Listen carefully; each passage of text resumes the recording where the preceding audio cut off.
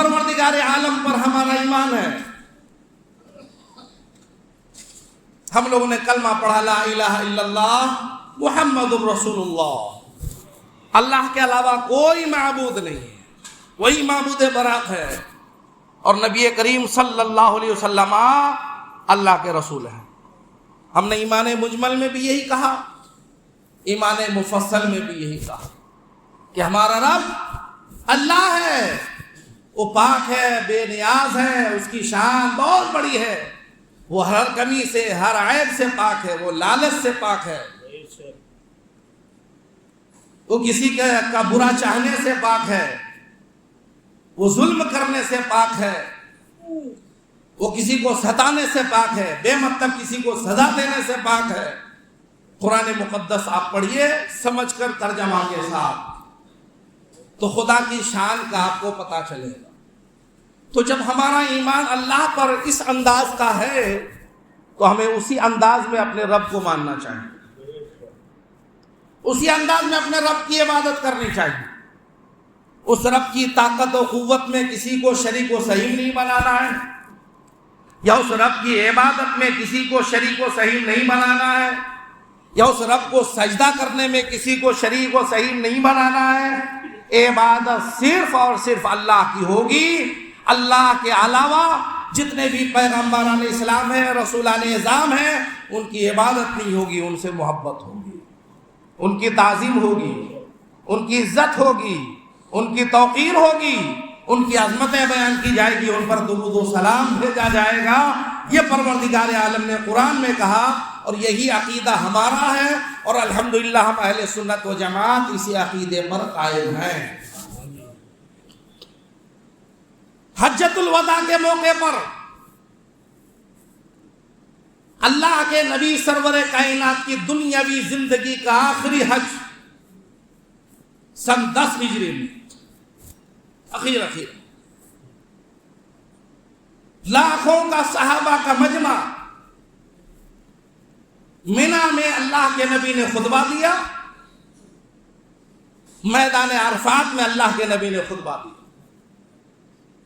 اور اسی میدان عرفات میں پروردگار عالم نے قرآن مقدس کی یہ آیت نازل فرمائی, جن کو سن کر بہت سارے صحابہ تو بہت زیادہ سمجھ نہ سکے, مگر رازدار نبوت حضرت صدیق اکبر سمجھ گئے کہ اب نبی کریم صلی اللہ علیہ وسلم کی ظاہری زندگی کا اختتام بہت قریب ہے. کیا اللہ نے قرآن کی آیت نازل فرمائی, الیوم اکملت لکم دینکم, محبوب آج میں نے اپنا دین تمہارے لیے کمپلیٹ کر دیا, مکمل کر دیا. رب نے اپنا دین نبی کریم صلی اللہ علیہ وسلم پر مکمل کر دیا. وَأَتْمَمْتُ عَلَيْكُمْ نِعْمَتِي, محبوب اسی طرح تم پر میں نے اپنی نعمتوں کو مکمل نازل کر دی, نعمتوں کا اتمام کر دیا. پھر آگے اللہ فرماتا ہے وَرَضِيتُ لَكُمُ الْإِسْلَامَ دِينًا, اور اے محبوب ہم نے آپ کے لیے دین اسلام کو پسند کر لیا. آپ کا دین اسلام ہے, اس کو ہم نے پسند کیا, ہم اس سے راضی ہوئے. حجۃ الوداع کے موقع پر میدان عرفات میں جمعہ کے دن یہ آیت کریمہ نازل ہوئی. دین مکمل کر دیا رب نے, نعمتیں مکمل کر دی رب نے, اور دین اسلام کو اللہ تبارک و تعالیٰ نے پسند فرما لیا. جب رب ذوالجلال کا یہ اعلان آ گیا تو اب پتہ چل گیا کہ دین حق جس کو خود خالق نے چنا, مالک نے چنا, وہ مذہب اسلام, وہ دین اسلام. عرفات میں یہ آیت نازل ہوئی, جمعہ کے دن نازل ہوئی. کیفیت ایک صحابہ کو معلوم, جب یہودیوں کو پتہ چلا کہ مسلمانوں کے پیغمبر پر اس طرح کی آیت نازل ہوئی کہ دین کمپلیٹ ہو گیا, نعمتوں کا اتمام ہو گیا, اللہ دین اسلام سے راضی ہو گیا, تو یہودیوں نے حضرت عمر بن خطاب سے کہا کہ اگر اے عمر یہ آیت اگر ہمارے ہاں نازل ہوتی تو ہم لوگ اس دن کو عید بنا لیتے, کیونکہ اتنی امپورٹنٹ آیت ہے، یہ اتنی اہم آیت ہے، اس سے بڑی شان اور کیا ہو سکتی ہے کہ رب خالق خود فرما رہا ہے میں نے سب کمپلیٹ کر دیا، عید بنا لیتے۔ تو حضرت عمر بن خطاب نے فرمایا تم بنا لیتے اور ہم لوگ بنا چکے ہیں، ہم لوگ بنا چکے ہیں۔ ارے ایک ایک عطائے مصطفیٰ کی حفاظت کرنے والے کائنات میں محمد عربی کے علاوہ کوئی ایسا شخص ہے ہی نہیں جن کی زندگی، جسم کے، باڈی کے، سیرت کے، صورت کے، چلنے کے، پھرنے کے، کھانے کے، رہنے کے، چلنے کے ہر ادا کو جس انداز میں محفوظ کیا گیا، محمد عربی کے علاوہ کائنات میں ایسا کوئی شخص پیدا نہ ہوا۔ ماں کے پیٹ میں کیسے رہے نبی یہ بھی معلوم ہے ہمیں، پیدا کیسے ہوئے نبی یہ بھی معلوم ہے ہمیں، کب تک نور بن کر رہے یہ بھی معلوم ہے مسلمانوں کو، پرورش کیسی ہوئی مصطفیٰ کی یہ بھی معلوم ہے مصطفیٰ کو، مسلمان کو، نبی کھاتے کیسے تھے یہ بھی معلوم ہے، نبی پیتے کیسے تھے یہ بھی معلوم ہے، نبی ضروریات کو پوری کیسے کرتے تھے یہ بھی معلوم ہے، نبی نماز کیسے پڑھتے تھے یہ بھی معلوم ہے، نبی نے حج کیسے کیا یہ بھی معلوم ہے، نبی نے غریبوں کے ساتھ کیسا سلوک کیا یہ بھی معلوم ہے، نبی نے ماں باپ کے ساتھ کیسا برتاؤ کیا یہ بھی معلوم ہے، نبی رات کیسے گزارتے تھے صحابہ یہ بھی بتاتے ہیں، نبی دھوپ میں کیسے رہتے تھے یہ بھی بتاتے ہیں، نبی سائے میں کیسے رہتے تھے یہ بھی بتاتے ہیں، نبی بیویوں کے درمیان کیسے رہتے تھے یہ بھی بتاتے ہیں، نبی دوستوں کے درمیان کیسے رہتے تھے یہ بھی بتاتے ہیں، نبی ہزاروں کے درمیان کیسے رہتے تھے یہ بھی بتاتے ہیں، اور نبی غار حرا میں تنہائی میں کیسے رہتے تھے یہ بھی معلوم ہے۔ اس لیے کہنے والوں نے کہا کہ محمد صلی اللہ علیہ وسلم کائنات کا، پرتھوی کا وہ واحد پرسن ہے، شخص ہے جو تاریخ کے اجالے میں سورج سے زیادہ اجالے میں پیدا ہوئے ہیں۔ ان کی زندگی کا کوئی شوشہ، کوئی گوشہ پوشیدہ نہیں ہے، صرف مسلمانوں نے ہی پوری کائنات کے سامنے۔ قرآن پڑھو، محمد عربی کو دیکھو، حدیثیں پڑھو، محمد عربی کی زندگی دیکھو، صحابہ کی باتیں سنو، محمد عربی کی زندگی دیکھو۔ حق تو یہ ہے نبی روتے کیسے تھے صحابہ نے بھی بیان کیا، نبی مسکراتے کیسے تھے صحابہ نے بھی بیان کیا، نبی کے ہونٹ کیسے ہلتے تھے صحابہ نے بھی بیان کیا، نبی کی آنکھیں کیسی کھلتی تھی بند ہوتی تھی یہ بھی بیان کیا، نبی کے کان کا نقشہ کیسا تھا یہ بھی بیان کیا، نبی کے زلف مبارک کیسے تھے یہ بھی بیان کیا، نبی نے جب سر چھلا لیا تو کیفیت کیسی تھی یہ بھی بیان کیا، نبی جب قدم رکھتے تھے تو کیسی کیفیت ہوتی تھی یہ بھی بیان کیا، نبی جب کہیں آرام فرما ہوتے تھے تو کیسی کیفیت ہوتی یہ بھی صحابہ نے بیان۔ انسان اپنے بارے میں اتنی باتیں نہیں بیان کر سکتا جتنی الحمدللہ ہر پڑھا لکھا مسلمان اپنے نبی کے بارے میں بیان کر سکتا۔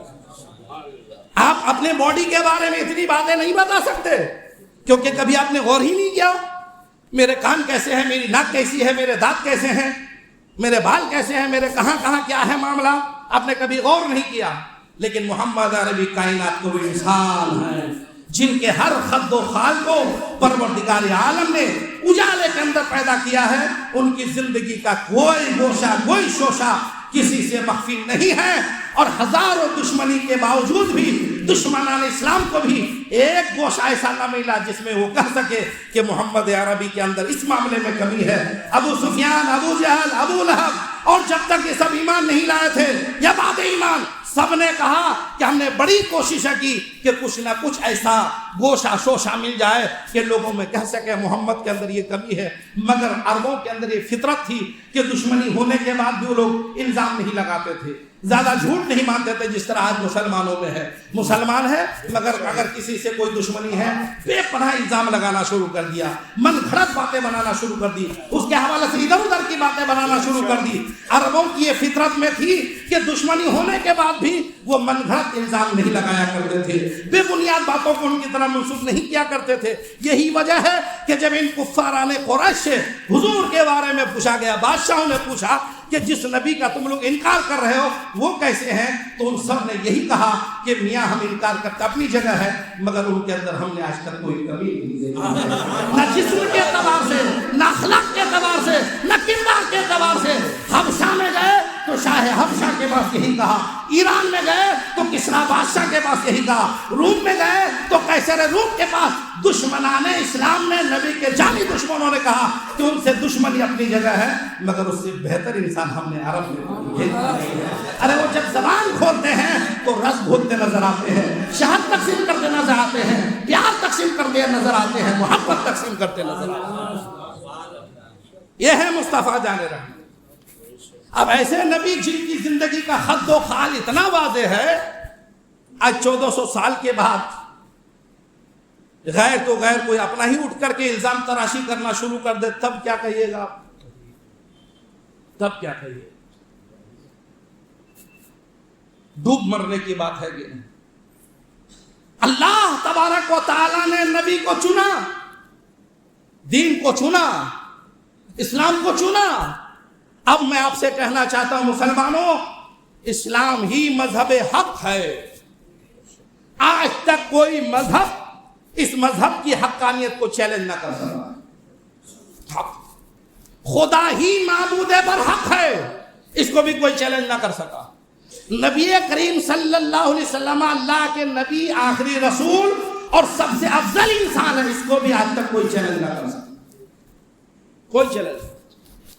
چنانچہ دوسرے لوگوں کو بھی جب سادگی میں، عاجزی میں، انصاف میں کسی شخصیت کو کائنات میں مثال میں پیش کرنا ہوتا ہے تو ہر دھرم والے ایک ہی انسان کو دیکھتے ہیں، وہ انسان کامل، آمنہ کے چاند حضرت عبداللہ کے دولارے نبی کریم صلی اللہ علیہ وسلم کی ذات کو پیش کرتے ہیں کہ تاریخ انسانیت میں، عاجزی میں، انکساری میں، صداقت میں، سچائی میں، دیانت میں، صورت میں، سیرت میں اگر کسی کو پیش کیا جا سکتا ہے وہ محمد عربی کی ذات، اور پیش کیا بھی، اور پیش کیا بھی۔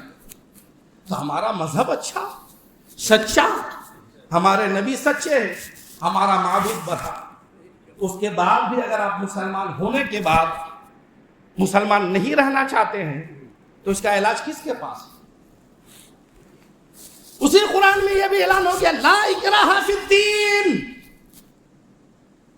جو لوگ کہتے ہیں مذہب اسلام زور زبردستی سے پھیلا، ان سے ہمارا قرآن آج بھی کہہ رہا لا اکراہ فی الدین، تمہارا یہ دعویٰ جھوٹا ہے، دین کے اندر کوئی زور زبردستی نہیں، جو چاہے مسلمان رہے اور جو نہیں چاہتا نہیں رہے، مذہب اسلام کے اندر کوئی زور زبردستی نہیں۔ جب ہمارا قرآن یہ اعلان کر رہا ہے، آپ کہنے والے کون ہے کہ اسلام زبردستی پھیلا؟ اسلام کو تلواروں کے زور سے پھیلایا گیا؟ کبھی نہیں۔ اسلام اپنی حقانیت کے بنیاد پر پھیل رہا ہے، اپنی صداقت کی بنیاد پر پھیل رہا ہے۔ اسلام نبی کریم صلی اللہ علیہ وسلم کے اخلاق و کردار کی بنیاد پر پھیلا اور انشاءاللہ قیامت تک پھیلتا رہے گا، پھیلتا رہے گا۔ لیکن ہم اپنے مسلمانوں سے کہنا چاہتے ہیں کہ اتنا اچھا مذہب بھی اگر آپ کو اچھا نہ لگے، نبی کتنی اچھی زندگی بھی اگر آپ کو اچھی نہ لگے، تو ہم تو ابھی دوسروں اپنا وقت بھی نہیں کہ دوسروں کی زندگیوں، جن کی زندگیاں آپ کو اچھی لگتی ہیں ان کو ہم بیان کر سکیں، تو پھر آپ کو کون سی زندگی اچھی لگے؟ جان کے دشمنوں کو مسکرا کر معاف کرنے کا تصور کس نے دیا ہے کسی مذہب میں؟ آسمان و زمین کے بیچ میں جو خلا ہے، ڈسٹینس ہے، کتنا زیادہ ہے؟ آسمان و زمین کے درمیان، مگر یہ اسلام ہے کہتا ہے کہ یہ خلا، یہ ڈسٹینس اتنا زیادہ ہے، اتنا زیادہ ہے کہ اس کی تم اندازہ اس کا تم نہیں کر سکتے ہو۔ لیکن اگر تم نے گناہ اتنا کر لیا، اتنا کر لیا کہ یہ خلا بھی تمہارے گناہوں سے بھر گیا ہے، تو دوسرا مذہب والا کیا کہے گا؟ دوسرے مذاہب کی کتابوں کا اسٹڈی کیجئے، آپ کا رب کہتا ہے ایک بار میری بارگاہ میں آ کے آنسو تو بہا کے دیکھ، رو کے تو دیکھ، توبہ کر کے تو دیکھ، پچھتا کر تو دیکھ، شرمندہ ہو کر تو دیکھ۔ تو ادھر توبہ کرے گا، میں یہ نہیں دیکھوں گا تیرا گناہ گھر برابر ہے یا دریا برابر ہے یا خلا کے برابر ہے، ادھر تو توبہ کر لے گا، ادھر میں تجھے معاف کر دوں گا۔ یہ صرف کہنے والا ہمارا رب ہے، ہمارا خدا۔ ظلم و ستم کا مکہ میں وہ بازار گرم کیا گیا، فاتحانہ شان کے ساتھ مصطفیٰ آئے تو جن لوگوں نے صرف دشمنی نہیں کی، نبی کے صحابہ کو جان سے مار ڈالا، ان لوگوں تک کو میرے آقا نے یہ پیغام دیا کہ آج بھی اگر تم توبہ کر کے میرے قدم میں آ جاتے ہو تو میں معاف کرنے کو تیار۔ یہ پیغام دنیا میں محمد عربی نے دیا ہے، سرور کائنات نے دیا ہے، اور الحمدللہ یہی پیغام نبی کے شہزادے نے میدان کربلا میں دیا۔ وہ تو کم بخت تھی، یزیدی قسمت کے مارے تھے کہ قدم حسین میں نہیں آئے، تو ایک آدھ آ گئے تو الحمدللہ دنیا میں بھی وہ سرشار ہو گیا، آخرت میں بھی سرشار ہو۔ تو ایسا اچھا دین، افضل دین، خدا، رسول، صحابہ، اہل بیت اطہار، کسی کا جواب۔ پھر مسلمانوں آپ کی کیا کمی ہے؟ کیا آپ کی کون سی کمزوری ہے؟ کیا آپ صحیح مسلمان رہنا نہیں چاہتے ہیں؟ آدھا ادھورا مسلمان رہنا چاہتے ہیں؟ کیا کمزوری، کیا کمی ہے؟ آپ کیا ڈھونڈنا چاہتے ہیں؟ آگ میں آپ کو جلا دیا جائے، آپ یہ ڈھونڈنا چاہتے ہیں؟ حضرت نوح کی قوم کی طرح آپ کو ڈبا دیا جائے، کیا آپ یہ ڈھونڈنا چاہتے ہیں؟ حضرت موسیٰ کی قوم کی طرح، حضرت صالح کی قوم کی طرح، حضرت لوط کی قوم کی طرح آپ کو دبا، کیا آپ یہ چاہتے ہیں؟ حالانکہ آپ کے جرائم ان قوموں سے کم نہیں ہے، لیکن اللہ فرماتا ہے قرآن میں کہ اللہ اس قوم پر عذاب عام نہیں نازل کرے گا جس قوم میں محمد عربی موجود ہے، اللہ کے رسول موجود ہیں۔ پھر آپ کو کیسی پناہ گاہ چاہیے؟ پڑھ ڈالیے پورا قرآن۔ جس بنیاد پر بنی اسرائیل کو تباہ کیا گیا اس سے زیادہ گناہ مسلمان کر رہے ہیں۔ لوط، حضرت لوط کی قوم، حضرت صالح کی قوم،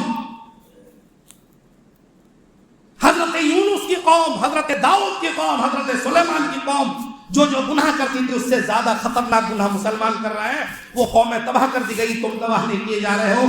کرم ہے مصطفیٰ جان رحمت کا، اور کون سا آرام چاہتے ہو؟ اس کے بعد بھی آپ مکمل مسلمان رہنا نہیں چاہتے، کیوں خدا کے عذاب کو دعوت دے رہے ہو؟ کفار مکہ کو مصطفیٰ اسلام کی دعوت دیتے تھے، کہتے تھے کہ اچھا نہیں لانے سے عذاب آئے گا تو اگر عذاب بلاؤ، تو اللہ فرماتا تھا کہ عذاب تو آگے رہے گا، تمہیں جلدی ہے مگر ہم نے مہلت دے رکھا ہے نبی کے صدقے میں، عذاب تو آ کر رہے گا۔ اسے نبی فرماتے کہ جلدی مت کرو، اس لیے مسلمانوں خدا کے عذاب کو دعوت مت دیجیے، خدا کا عذاب آ کر رہے گا اور عام نہیں آ رہا ہے، ایک ساتھ عذاب اس امت پر نہیں آئے گا، نبی کے صدقے میں انفرادی تو آ رہا ہے، وقتاً فقتاً تو آ رہا ہے، ٹیمپرری تو آ رہا ہے، عارضی تو آ رہا ہے۔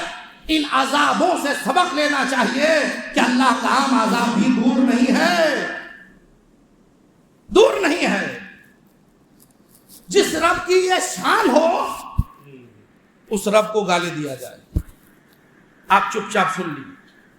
جس نبی کی یہ شان ہو اس رب کو گالی دی جائے، آپ چپ چاپ سن لیجیے۔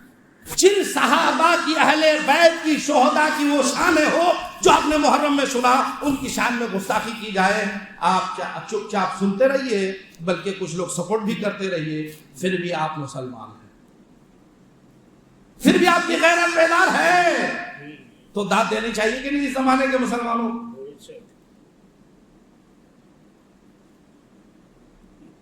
مسلمانوں، ہر آنے والا دن آپ کے لیے قیامت خیز ہے۔ اسکول، کالجز، دنیاوی تعلیم، ماڈرن ایجوکیشن بہت ضروری ہے، اس سے بھی زیادہ ضروری دینی تعلیم ہے۔ وہ دور اب آنے والا نہیں، آ گیا۔ آپ کا بیٹا، آپ کی بیٹی، آپ کے بچے مسلمان ہو کر اسکول کالج جائیں گے، واپس مسلمان ہو کر آئیں گے، اس کی کوئی گارنٹی نہیں۔ آپ مسلمان ہیں، آپ اپنے بچوں کو مسلمان نہیں رکھنا چاہتے ہیں؟ آج ایک نازیہ الہی نام کی ملعونہ خبیثہ نکلی ہے، مسلم گھرانے سے بلانگ کرتی ہے، اور بدقسمتی دیکھیے کہ اسی کلکتہ کی رہنے والی، وہ بھی ایک مسلم فیملی سے نکلی، خدا کو گالی دے رہی ہے، مصطفیٰ کو گالی دے رہی ہے، مذہب اسلام کو گالی دے رہی ہے، حالانکہ اس کو کیفر کردار تک پہنچنا ہے، پہنچی گئی۔ یہ کیوں ہے؟ دینی تعلیم سے دوری. آج کسی مسلم خاندان سے نازیہ نکلی، اگر کل آپ نے اپنے بچوں کے فیوچر پر، مستقبل پر نظر نہیں رکھی تو آپ کے گھر سے اگر کوئی نازیہ نکل گئی تب کیا کرو گے؟ جب نازیہ نکلے گی تو خالی وہی رب کے عذاب میں نہیں جلے گی، ماں باپ جلیں گے، بھائی بہن جلیں گے، ان کا خاندان جلے گا، ان کا معاشرہ جلے گا، ان کا کنبہ جلے گا، شہر جلے گا، اسٹیٹ جلے گا. یہ ننگے وطن پیدا ہوئی تو بنگال کے لوگوں کو گالیاں سننی پڑ رہی ہیں، کلکتہ کے لوگوں کو پوری دنیا بھر سے گالیاں آ رہی ہے کہ وہ شہر کی رہنے والی ہے، وہ اسٹیٹ کے رہنے والی ہے. تو اس نے صرف اپنے آپ کو تباہی میں نہ ڈالا، پورے اسٹیٹ کے مسلمانوں کی عزت کو داؤ پہ لگا دی. حالانکہ منتقی حقیقی پروردگار عالم ہے، وہ تو بدلہ دے کر رہے گا، لیکن اللہ نے دنیا کو دارالاسباب بنایا ہے، دارالعمل بنایا ہے. اگر دنیا ہی میں سارا فیصلہ رب ذوالجلال اپنے رحم و کرم پر کر دیتا تو ان نمازوں کی کیا ضرورت تھی، حج کی کیا ضرورت تھی، زکات کی کیا ضرورت تھی، دیگر مشقتیں کرنے کی کیا ضرورت تھی؟ اللہ رحیم ہے، معاف کر دے گا، جنت میں گھومو، جو چاہو کرو. لیکن کیا ایسا ہوا؟ رحم و کرم کے باوجود اللہ نے دنیا کو دارالعمل بنایا ہے کہ میرا رحم و کرم الگ ہے مگر میں جبار بھی ہوں، قہار بھی ہوں. دنیا کو میں نے دارالعمل بنایا ہے، کچھ عمل میرے پاس لاؤ تاکہ میں پوچھوں تو جواب دے سکوں، ایک مجرم کی طرح کھڑے نہ رہو. تو دنیا دارالاسباب ہے، دارالعمل ہے. اس لیے میرے بھائیوں مسلمانوں، اگر آپ نے اپنے بچیوں کو دین نہیں سکھایا تو 15-20 سال کے بعد آپ کے ہر گھر سے کوئی نازیہ نام کی لڑکی یا اس طرح کا کوئی لڑکا نکل سکتا ہے. پھر 15-20 سال کے بعد جو کلچر ہندوستان کا سجایا جا رہا ہے، آپ کا بچہ صرف مسلمان رہے گا، نام اس کا مسلمان رہے گا، جسم مسلمان نہیں رہے گا، روح مسلمان نہیں رہے گی، دل مسلمان نہیں رہے گا، اعضاء مسلمان نہیں رہیں گے، کردار مسلمان نہیں رہے گا، اس کی تہذیب مسلمان نہیں رہے گا. 15-20 سال بھی نہیں گزریں گے، صرف نام مسلمان رہے گا. وہ بھی میں حسن ظن کی بنیاد پر کہہ رہا ہوں، ورنہ کوئی نام بھی بدل لے، کہا نہیں جا سکتا. اس لیے ہوش کے ناخن لیجئے. UCC uniform civil code Bengal assembly میں پیش ہو چکا ہے، اس کے پاس ہونے کا دعویٰ بھی کر دیا گیا، اگست میں بل پاس کرانے کی تیاری ہے. UCC وہ زہریلا بل ہے کہ اس بل کی بنیاد پر آپ کا ایمان تازہ ہے، علماء کے ساتھ اٹھ رہے ہیں، بیٹھ رہے ہیں، آپ نے بچپن میں مکتب میں پڑھا ہے کچھ دن، تب 15-20 سال کے بعد آپ کے بچوں کا کیا حل ہوگا؟ جہاں آپ اسلام کے حالات موافق آپ کچھ بھی نہیں کر سکتے. UCC کا مطلب یہ ہے قرآن کے مطابق آپ عمل نہیں کر سکتے، حدیث کے مطابق آپ عمل نہیں کر سکتے، فقہ کے مطابق عمل نہیں کر سکتے، شریعت کے مطابق آپ عمل نہیں کر سکتے. جو وہ قانون بنائے گا اسی کے مطابق چلتے رہو تو آپ کے بچے جو دین جانتے نہیں، قرآن جانتے نہیں، حدیث جانتے نہیں اور ایسے قوانین پر مسلسل چلیں گے، ان کا ایمان باقی رہے گا؟ وہ مسلمان باقی رہے گا؟ نہیں رہے گا. اس لیے اولاً تو UCC بل کے خلاف آپ کو کھڑا ہونا چاہیے. یونیفارم سول کوڈ یہ ہمارے سمویدھان کے اندر جو مسلم رائٹس ہیں اس کے اندر مداخلت ہے، ناجائز انٹرفیئر ہے. اب قانونی دفعات کا سہارا لے کر اس بل کے خلاف کھڑا ہو سکتے ہیں اور یہ تماشا کرنے کے لیے کہ ایک آدمی احتجاج کر لیا اور کام ختم. نہیں، حکومت سے لڑائی ہے، قانونی لڑائی کچھ آسان نہیں ہے، مہینوں اس کے لیے جدوجہد کرنا پڑ سکتا ہے، قربانیاں دینے پڑ سکتی ہے، جانے کمانی پڑ سکتی ہے. کیا آپ اس کے لیے تیار ہیں؟ اگر آپ آج تیار نہیں ہیں تو 15-20 سال کے بعد پھر آپ اپنی نسلوں کی بربادی کے لیے تیار ہیں. اس لیے بچہ آپ کا جائے گا، مسلمان آئے گا کیسے، اس کا انتظام آپ کو گھر سے کرنا ہوگا. ایک منشی جی کو بلا کر، حافظ صاحب کو بلا کر، قاری صاحب کو بلا کر خالی قرآن پڑھا دیا، نہیں حضرت میرا بچہ قرآن پڑھ رہا ہے. ارے خالی قرآن کا عربی پڑھ لینا کافی نہیں ہے، قرآن سمجھ کر کے پڑھنا کی ضرورت ہے. خالی قرآن پڑھ لے گا عربی، وضو کا طریقہ معلوم ہے؟ غسل کا طریقہ معلوم ہوگا, پخانہ پیشاب کا طریقہ معلوم ہوگا, اللہ و رسول کے بارے میں کیا قیدہ اس کو معلوم ہوگا؟ نہیں.